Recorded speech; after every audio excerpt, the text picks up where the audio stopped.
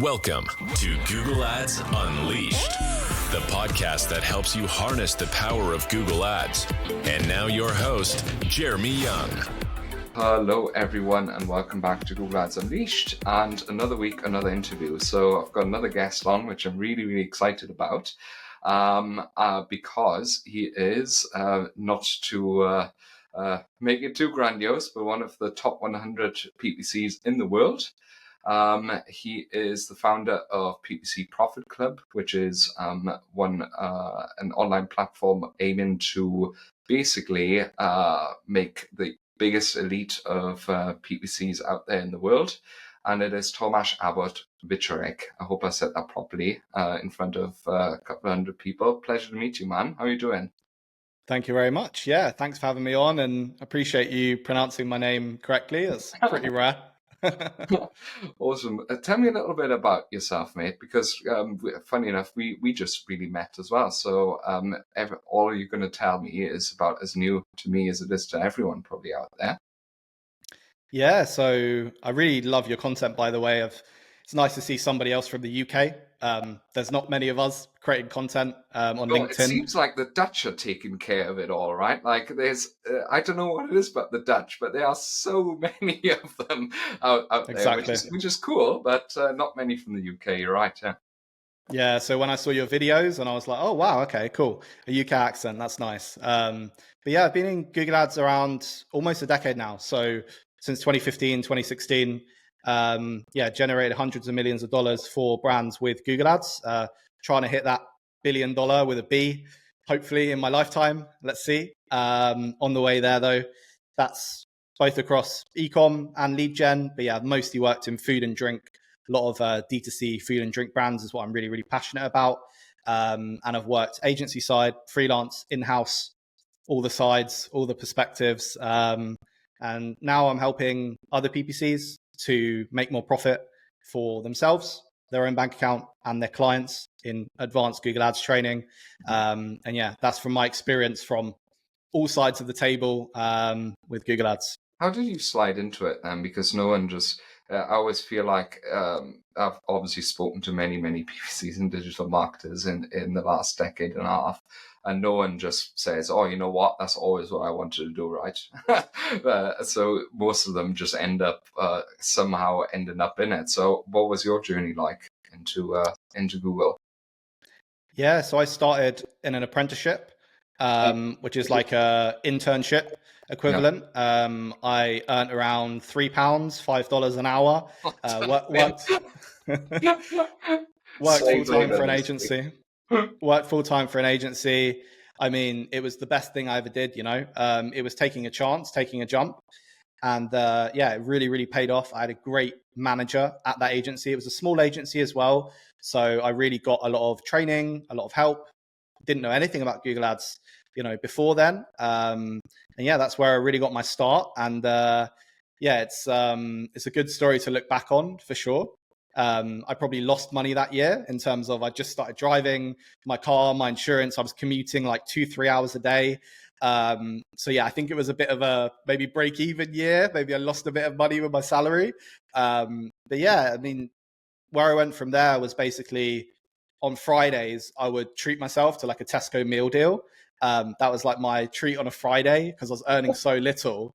So I would always sit in my car and like eat my meal deal and just be like, is this it? Like, is this, you know, going to be my life? Right. And that's where I really decided to kind of go more down the freelance route, do some traveling and try some other things rather than just the kind of typical agency route in Google Ads. Sounds like an ad for Tesco or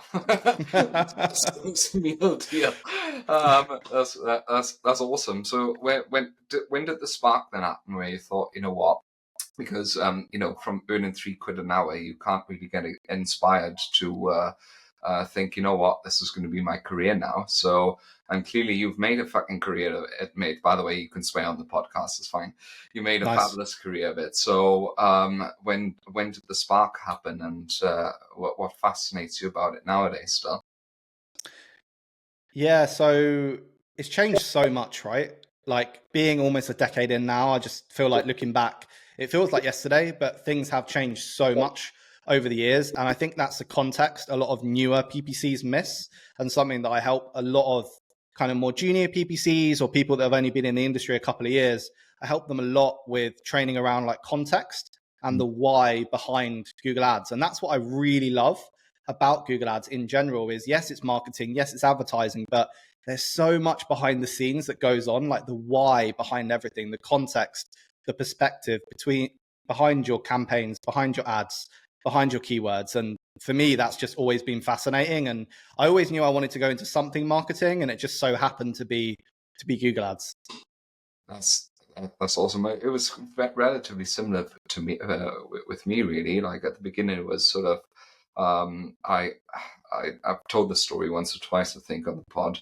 Sort of started it because at the time I was working in Germany for a business, and at the sort of boss at the time who thought, he's young, he knows computers kind of situation, do this Google Ads thing, we should be on there. And I thought it was really interesting then already, but then I worked in my first agency, and I think the first time I sort of generally, it sounds like a catchphrase on LinkedIn, 2x'd an account. And I literally did, because it was an absolute shit show. And then turn it around, it kind of, it's awesome, isn't it? It's a great feeling, and especially when you can help people as well, which is what you do now with PPC Profit Club.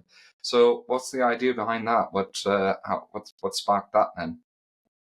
So it's really scratching my own itch, and that's what I've seen online is like the best businesses come from scratching your own itch, like filling that, gap in the market, right? So I was once a lonely freelancer in Google Ads. I didn't really have a network. I didn't really have anybody to like bounce ideas off, like a sparring partner, a lot of people like to call it.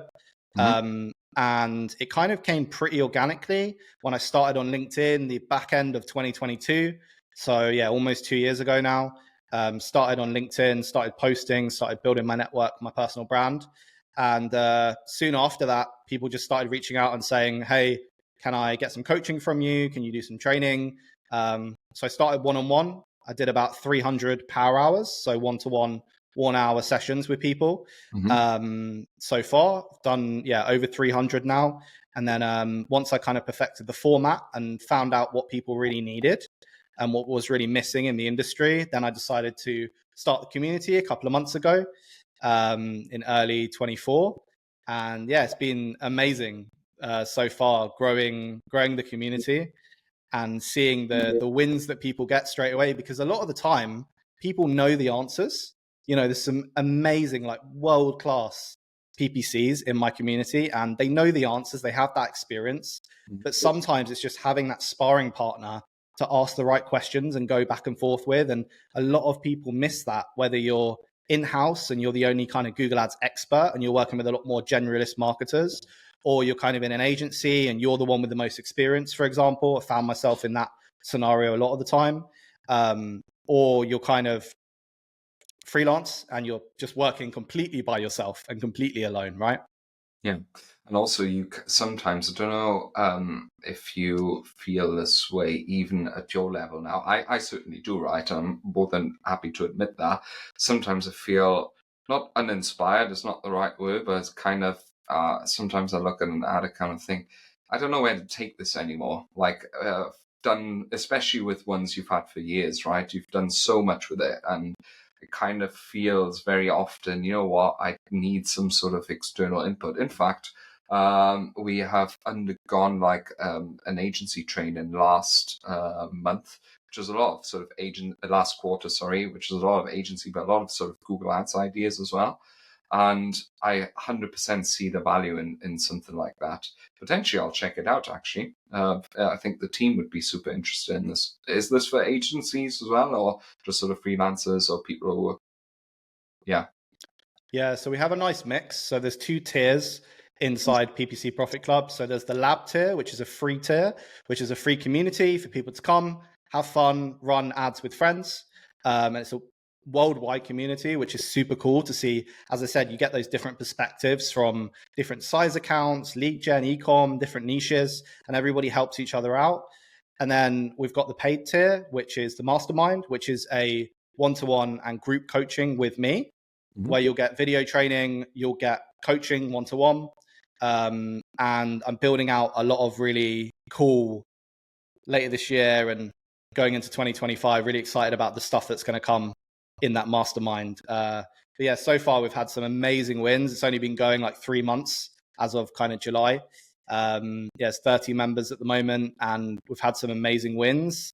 There's a good mix of freelancers, agency owners, and in-house in there, which I was really sure to, position it as open to everybody. Of course, you need to have a good amount of experience to be in the mastermind. And that's where the lab comes in, the free, community, where if you're a bit more junior, if you're not looking for something so high commitment, you can join the lab. But if you're looking for something more personalized and something more one-to-one with me, where I'll help you get more profit for you and your clients, then the mastermind is going to be there for you. Well, and you seem to be the right man, right? Because like I introduced you before, a top 100 most influential PPC expert. What catapulted you there, besides obviously your experience? And you also mentioned a bit of LinkedIn before. Does that have a little part in it? Because you've got quite the presence, right? Like you're always going to crack the 20,000 anytime soon. Yeah, so back end of 2022, I'd already been in Google Ads about 6 years then. And I'd already worked on budgets, well in excess of like £1 million per month. And yeah, was very, comfortable with my skills. Felt like I was probably the best PPC I knew. And that was where I knew there was an issue. Because one, I was managing these great accounts. I was doing, great campaigns, launches in new countries and stuff. Nobody knew about it. Like it was literally just me, right? So nobody knew about that. Yep. And then the other part of it was I had not much of a network where, yeah, as I said, I felt like I was the best PPC I knew. And I knew that wasn't the way to grow, right? I didn't like that. I didn't like to be the best person in the room, right? Yeah, so that's what they say, right? Like that's the only way to grow, to be the dumbest person in the room. Exactly. It's quite difficult to get to that. I personally find, I don't know if you've been thinking or feeling the same. It's like sometimes it's quite tricky really to surround yourself with people and learn, which is, by the way, something why I started the podcast as well, because that's kind of the situations I can then expose myself to. Yeah, so you start that then. Yeah, and the general thing everyone was doing back then in 2022 was case studies, and I couldn't do them. I was under NDA with a lot of brands I worked with. As I said, I worked in-house freelance agency, so it wasn't really something I could do. It was big case studies, and I didn't really want to work for free. I felt like with my experience as well, just to get case studies over a long time. And I thought there must be a better way to do this, right? And that's when I started looking into personal branding stuff and committed to it, and spent like 8 hours a day on LinkedIn for the first couple of months, and just absolutely was relentless and was like, I'm going to make this LinkedIn thing work. And it's clearly has worked because, like I said, it's earned you that laureate. You now have obviously mentioned that you have got quite a few case studies under your belt. Are you able to share any of the stories, like any success story where you've sort of taken a certain account from a certain position to another, or and of course you can tell the listeners a little bit how you've done it, and don't be afraid to go into detail, because that's kind of what we do oftentimes. I've mentioned a couple of case studies on the pod as well, for instance, certain scales during certain sales, or how we transformed certain ad accounts and what the steps were that we undertook, etc., etc. Yeah, so the one that comes to mind is pretty unusual one, because it's not scaling, it's almost descaling, right? Okay. Which is something I'm really a big fan of, is like coming in and going, what are the quick wins? Where can we save money? Which a lot of agencies don't want to do. And they want to shout about, scaling ads, scaling ROAS, scaling campaigns to the moon. But a lot of the time, what's actually more important is what you've got there, working with the existing campaigns and the existing structure, and just going, what can I do today to change things? Because scaling an account doesn't happen overnight, right? It takes a long, long time. So it's like, what can I do today? or incrementality for that matter, right? That's something that a lot of people sort of underestimate. Like, I've got a call with a prospect tomorrow, big account, about $250,000 in ad spend per month for a big clinic. And in the end, I'm pretty sure they must be spending about 50 grand for bugger all every month, right? Just especially because the tracking's not exactly great, so we can't really ascertain whether some of the campaigns are actually effective or not. So that's mega interesting. What would be the case that you could share, or is there? You don't have to obviously mention brand name; it could be anonymous.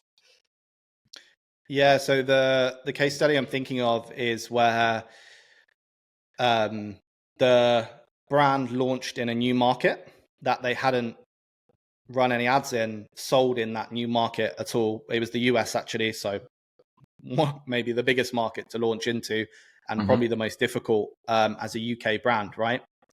And what I did over about 6 months was reduced the spend by 20 to 25% off the top of my head, but the revenue only dropped about 2%. So the revenue basically stayed flat, but the spend was lower, 20 or 25%, and that was on a multi, 6-figure a month spend. That's amazing. So the thing is, though, it's unfortunately a little bit unsexy at times, and I think that's the curse of us PPCs, because I work with a lot of meta ads agencies, and of course they're always about sort of spending more, and etc. etc. It's quite hard to sometimes, I should say, sort of break through that mindset then as well, because a lot of people kind of come to Google very often with that mindset. Talking about that. What I've always found when I meet someone who's extremely, extremely good at what they do, especially in Google Ads, they've got a sort of set of, let's say, maybe not philosophies, but sort of base attitudes and some great tips. What are sort of some of yours that you would share with any listener? Yeah, so the first one is enhanced conversion tracking. Your Google Ads account isn't going to live or die by it. It's a couple of percentage points either way, right? And I take issue with this whole conversion tracking topic in general in the industry at the moment, where it's been blown up so huge, where yes, it's a problem, but I see what's missing is scale. So if you're running an account and it's spending 5 or 10K a month, your priority probably shouldn't be doing offline conversion tracking, enhanced conversions. Of course, consent mode, you need to now, but it's probably not going to be priority number one. And that's a mistake I see literally every day inside my community, is people are going, how can I do all these advanced conversion tracking techniques? But it's like, how are your ads? Google Ads, like the ads in Google Ads, how is your ad copy? And most of the time it ends up that they just spending time in the wrong place. So I'd always say play to your strengths. And if you know you're stronger on the creative side, maybe partner with another specialist. If you work at another agency, maybe partner with somebody else in the team to do the stuff that they're really good at.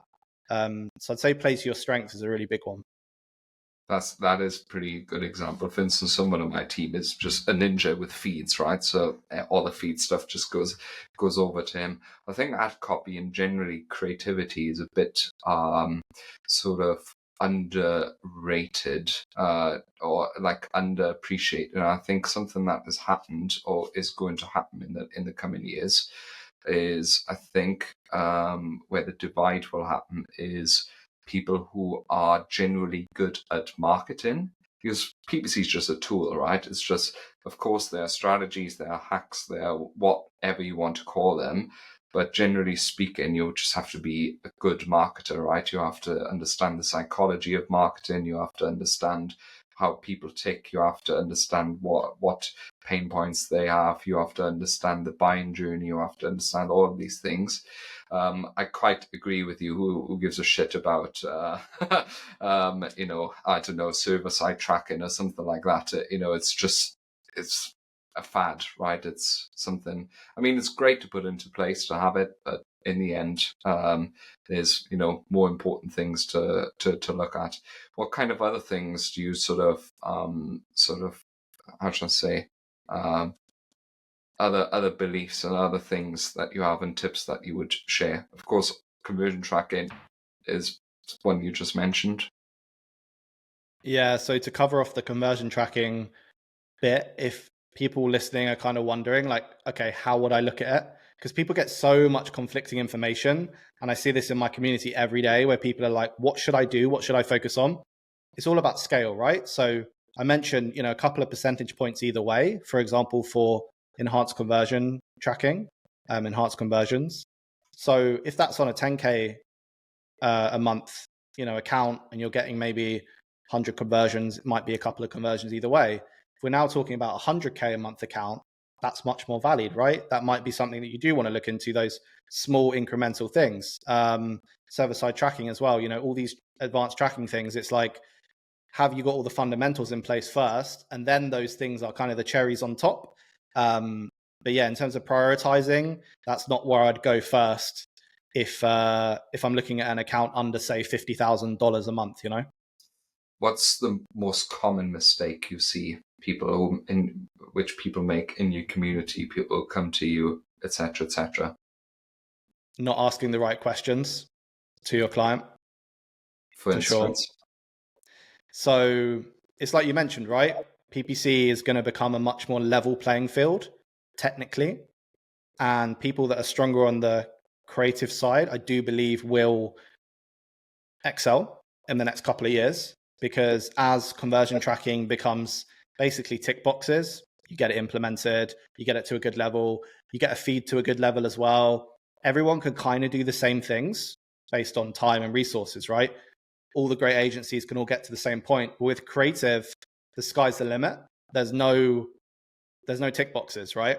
You can never get to the point where it's like best in class creative, but you can also do more. Like every brand that's best in class is pushing themselves. They're launching new creative all the time. They're testing out new trends, new formats of videos, for example. And in Google Ads, what's so cool and why I love it is like it's like having 10 different channels in one platform, right? Whereas with Meta, I was explaining this to someone the other day because they were trying to learn Google Ads like they learned Meta Ads in kind of a couple of weeks. And I said, the thing is, you can learn search, sure, you can learn shopping, but each one is like their own platform. Each channel is their own platform, and they come with their own, things to learn, right? I always tell people it's a bit like golf in a weird way, because golf has like 10 games within the game, right? Putting, chipping, pitching, driving the ball, etc. They're all different things within one big game, right? So it is very, very, very different. Have you been doing like a ton of push marketing on that side then as well? Demand gen, YouTube, etc. Yeah, so demand gen is such an interesting one. I feel like they changed the name because everybody hated discovery. Yeah. I would always root for discovery because at a few brands I worked with, discovery ended up being the best performing channel. Now, that's with the caveat of you need the best in class creative, and you need the right setup in general. And I would say that was after me getting the whole account, search, shopping, YouTube, to a really good place, right? And I felt like I eked out every bit of efficiency in all the other campaigns first, which of course are always going to have a lower CPA. Yeah, and there's going to be a natural limit at some point, right? That's something I always tell people. Is there's a bit of a misconception that people think you can just sort of push a few buttons, more budget, and get the same output. Dude, there's only so many people looking for your shit, right? Like at some point, it's just not more people. So that's just how it is. Yeah, so demand gen discovery back then ended up being one of the best performing channels, and actually looking at it on a deeper level with a third-party attribution tool, it really supported a lot of conversions on shopping really, really nicely, actually. And that is a very good example of it's only as good as the data you feed it. Demand gen lives or dies on the creative and conversion data you give it. It was the same for discovery. And so far, I'm seeing the same on demand gen as well. Yeah, I have to make a confession here. It is definitely campaign type we're brutally underutilized, and I think but that's not just because we don't want to, right? It's just a bit of a resource thing within the agency and where our focus is and where the quicker wins are. Because if you have a client who's, I don't know, whose product feed is there's nothing there, or their setup is absolutely trash, then you don't want to put the cart before the horse, right? Like you said. So it's pointless starting these things until you've done all of the other stuff. I've got one brand, for instance, that want to sell coffee, and their meta ads creatives are really, really good. But they are funny as well. They're an amazing brand, right? They got an unbelievable tone of voice, really cool branding, really cool positioning. They're insane. They're a coffee brand in Germany, and the ads smash it out the park, right? We've actually built demand gen now to basically doing the same levels as meta ads, almost the same, within a matter of weeks, just reusing old creatives and recycling creatives. Yeah, I think that's what it's going to get to. But I do have to say as well, it's improved a lot. Like when I used it, Discovery at the time, and then when it first then was renamed Demand Gen, it used to be shite, in my opinion. But it has improved massively now. And like you said, we use often Triple Whale or similar third-party attribution tools to really ascertain its efficacy. So yeah, mega interesting. So talking about trends, where do you kind of see Google Ads going now that you've got 10 years to look at? What the next 5 to 10 years going to look like? What do you reckon? Match types will go away. Yeah. And we saw this in two areas recently. One in Japan, where they renamed broad match to intent match, which I actually like because I think is a lot more accurate description of what it's meant to be. Yeah. Exactly. Yeah. And I think they'll continue going down that road where the gap between broad and exact will widen so much, where broad will get all the AI features as we're seeing already. It takes into account a lot more factors already, and it will learn a lot more, and it will get all the AI features. And I think exact will be left as like you can only use it in certain campaigns in certain scenarios type of thing. I think it will very quickly become that. I think it will become right, like a classic example where you don't really want to match on competitors or any sort of other weird funky searches. Yeah, and the whole brand inclusion exclusion thing. I think that's the start of the match types going away. Yeah, I'm going to be afraid of that day a little bit, because I don't know how you feel about broad match, but I very much feel it's a bit hit and miss still. One of the core tests that I usually do with any campaign is usually still exact and phrase versus broad, just the classic A/B test, and it's still a bit shocking how bad broad is at times. Classic one example, we had a client. Well, we've got a client at the moment. They do 24-hour care, right? So they generating leads for people who need 24-hour care. And as it turns out, broad generated more inquiries, happy days, but the actual signed leads were like half of that of exact and phrase, right? So it's really important to sort of still understand that you have to. I wouldn't trust it blindly just yet. Let's put it like that. Yeah, I'm working on a training at the moment called Broad Match Navigator is the working name right now, because it's I literally get asked every single time I'm doing a Q&A inside my mastermind. Broad match takes up half the conversation, to be honest, because people are asking just like you, like how are other people using it? Is it hit or miss? And the general consensus so far is, I agree with you. It's hit and miss. It's always like there's no absolute. I wish I could say like use it in this case, don't use it in this case. And I think it used to be like that. A few years ago, I used to give the advice of like, if you're spending 100K plus, use broad match, right? Because you really want that volume and you can take the hit on efficiency. But if you're under 100K a month, stay away from broad match, right? It's not worth it. But now the lines, I think, are a lot more blurred, right? Much more blurred, yeah. I think it really has something to do with what kind of search volume you deal with, right?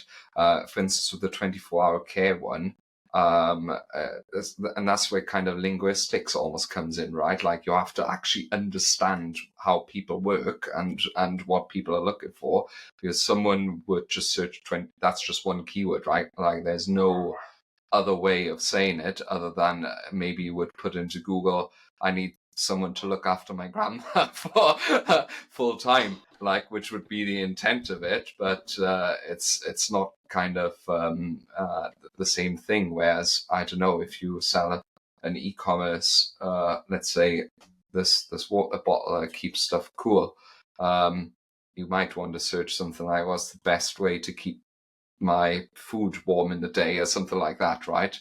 So it's very, very, very, very different from use to use. You just have to be quite aware of the search volume as well.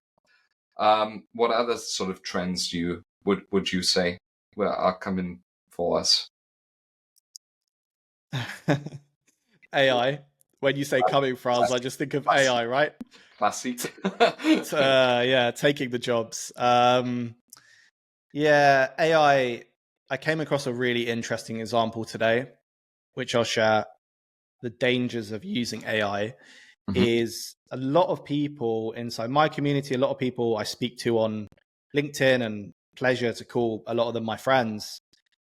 Their first language isn't English, but they're running ads in English, right? So they might be Dutch, might be from Germany, for example, where their English is their second language. And sometimes the context is missing a little bit that you wouldn't get if you're not a native, speaker, right? Yeah. And that's what gets missed a lot with AI. So I see a lot of people, a lot of PPC specialists translating ads in AI, or asking ChatGPT to write me a bunch of headlines.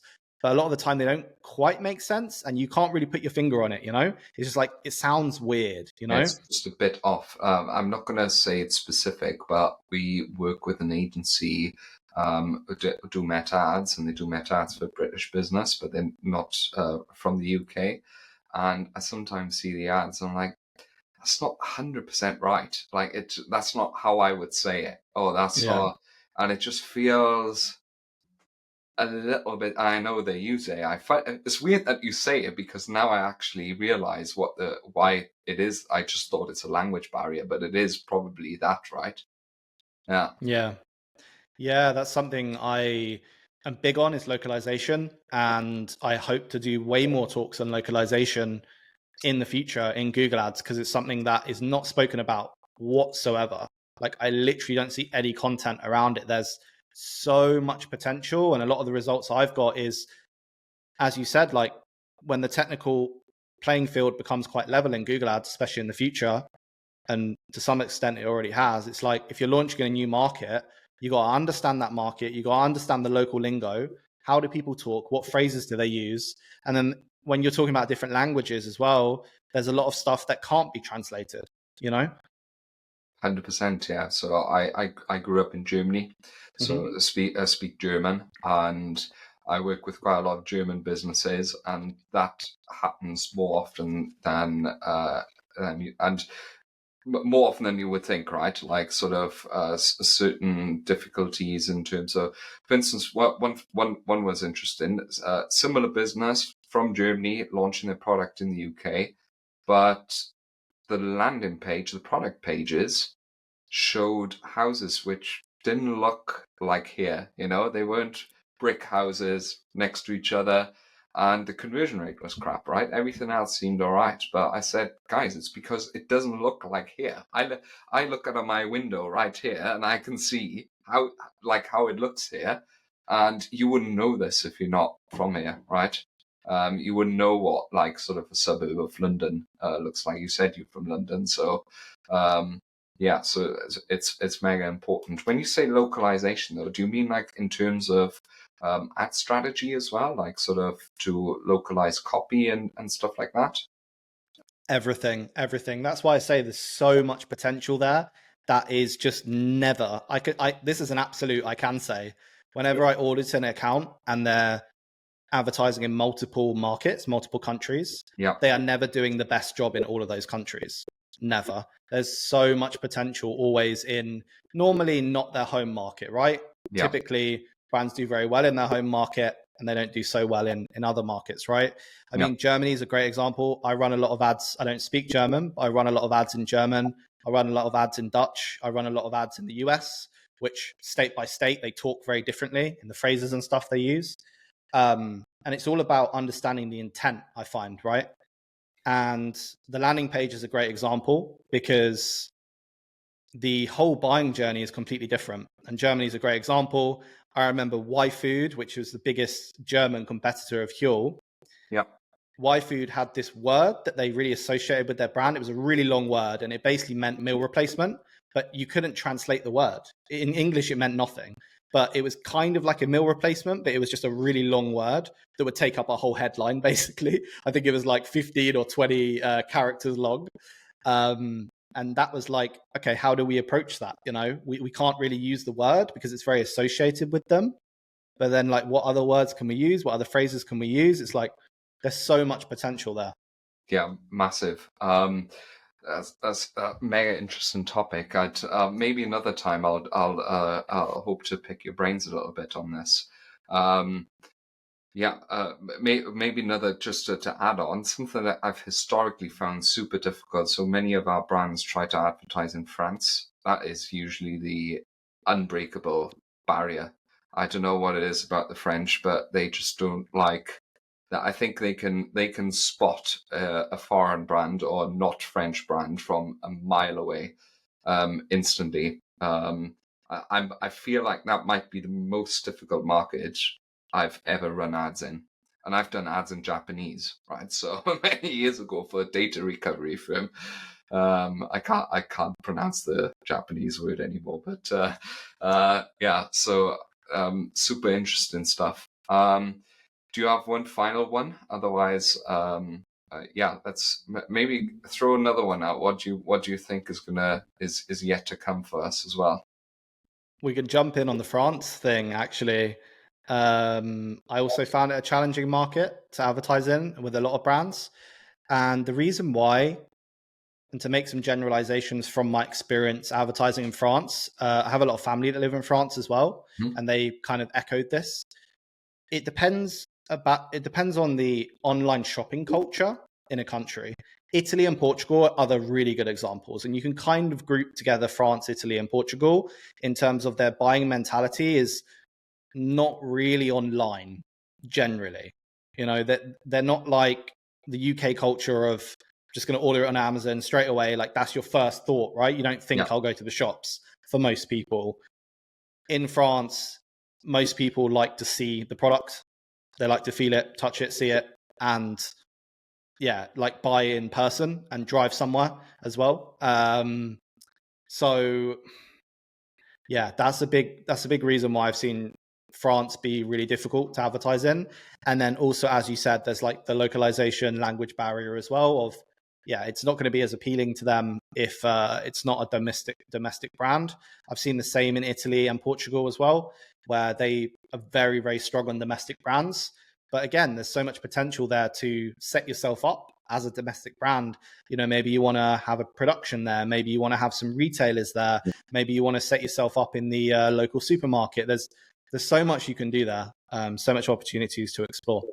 Yeah, massive. With the French as well, they're quite peculiar about the language, right? Rightly so. It's a beautiful language. So, whereas, for instance, the Germans, they don't mind an English word, right? In fact, they have more Anglicisms than sometimes if you hear children speak, you wonder whether they speak English or German, right? Because they throw in so many English words. It was really weird. It's difficult though to understand that, right? Or to find that out as well. Because I feel like sometimes there's no research in the world that you can do other than either go in there or asking someone who is from there, right? And let them do the job, which is quite interesting.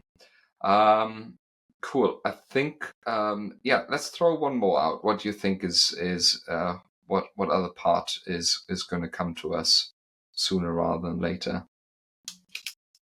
What do you think? What's your top of mind topic? So I think that sort of generally speaking, a lot more push marketing will be happening. So Google has been trying this for years now and have been sort of biting their teeth out doing it. Is trying to monetize YouTube and obviously the rest of the inventory that they own, right? PMax, display and all that rubbish. However, they are getting better at it, and I think it is going to come sooner rather than later, where they find a way to properly monetize that channel, and I think we need to be ready for it if you want to be that kind of PPC. I suppose there'll be a bit of an increase in, or quite an increase in, sort of creative agencies for YouTube, especially the more AI comes as well, in order to make the level of entry easier and easier to produce good content as well. Because that's been the barrier, right? Why most of our brands that we work with, although some of them are quite big and multi-million, they just can't throw $20,000-$30,000 or pounds or whatever at a high level YouTube production on the off chance that it might work or not, right? So that's and we're not the experts in it either, right? So that's just how it is. I think that is going to come hard, especially shorts are going to be targetable, I think, very soon as their own placement. They already are in demand gen, right? So I reckon that that this is going to be coming big and hard for us. And again, goes a bit more into the creative sort of scheme that you mentioned. And maybe another thing would be profit, right? Profit tracking will be huge in e-commerce. Because I don't think, I actually spoke to Adrian about this as well, who you know very well, last week. I think Google will not leave that pie on the table, right? Their share of these functionalities, which third-party tools are fulfilling right now. So yeah, that's what I think is going to happen. On Meta, it makes my argument so much easier, honestly. I love this trend where Google is taking Meta's features, like with the lookalike audiences we see in demand gen. They're literally called lookalike. Same name, same everything, right? No, they didn't even try, right? Yeah, I expect it will be called lookalike Max, or we'll have some lookalike Max or lookalike Pro, lookalike Ultra. I'm sure we'll have some kind of level up upgrade of that at some point. Yeah, that'd be cool. Well, they all know and learn more about it in PPC Profit Club. Maybe as a final call to action to everyone, how would they find you if they want to get in touch with you, and also if they wanted to sign up and see what it's like? Yeah, so I'm sure we'll have the links to sign up to the free group, the lab, and then you've got the paid group, which is more of a one-to-one and group coaching, the mastermind. And both groups are aimed at getting you more profit for your own bank account if you're a freelance agency owner, in-house PPC specialist, and also providing the best service for your clients. And yeah, just to lead off with the Meta side, it just makes my argument so much easier because I've been going on about taking learnings from Meta for years now. And people thought I was crazy a couple of years ago saying it, and always thought Meta and Google were completely different. But it's a recommendation I'm making all the time in my community is, are you running Meta? It's like one of the first questions I ask clients as well. Are you running Meta ads? What's the results? What's the angles that work? And can we take some learnings from that? And more often than not, you can take something, Yeah, 100%. In fact, funny enough, that's very often what we do as well. What are sort of the top, especially the top headlines that have performed, right? So that if you can literally sometimes copy and paste the headlines of a Meta ad and just pop it into your ads, right? And something that we do very often as well is pain points which work, we add into the product titles, right? So if a certain pain point is proven or angle is proven to be really effective, chuck it at the front. We've done this with one of our, well, unfortunately, the collaboration ended due to other reasons that I weren't our fault. Like, basically, they just wanted to change all the agencies up and consolidate. So fair enough. But that's what we've done, and it just improved performance pretty much overnight, right? Because it just spoke to more people. Cool. It was really, really awesome. Like I said, guys, if you want to see what it's all about, the links will be below here on the podcast. But of course, you can find Tom on LinkedIn as well. You just have to, well, what would you pop in? Probably your full name, or how's it the best way to find you? Yeah, if you type it, I was gonna say, if you type in my difficult name to spell on LinkedIn, you'll find me. If you just type in Tomasz, Tomasz, then it will probably come up, and I'm just the pink one. That helps to stand out as well.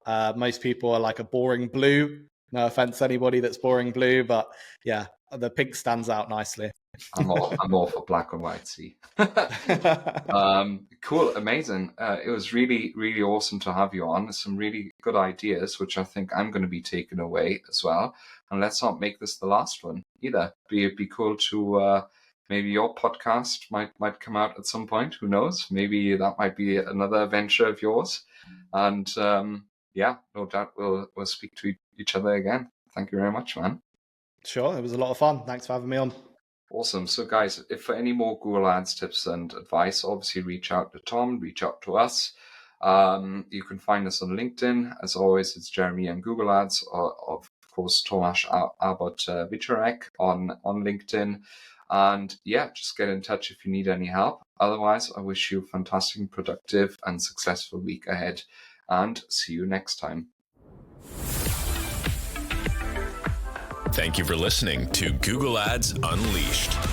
Be sure to subscribe wherever you heard this podcast so you never miss a future episode. If you found value in today's podcast, please share it with others and leave a rating and a review. For more information or to connect with Jeremy, check him out online at www.younganddigital.marketing. Thanks again for tuning in, and we'll see you next time.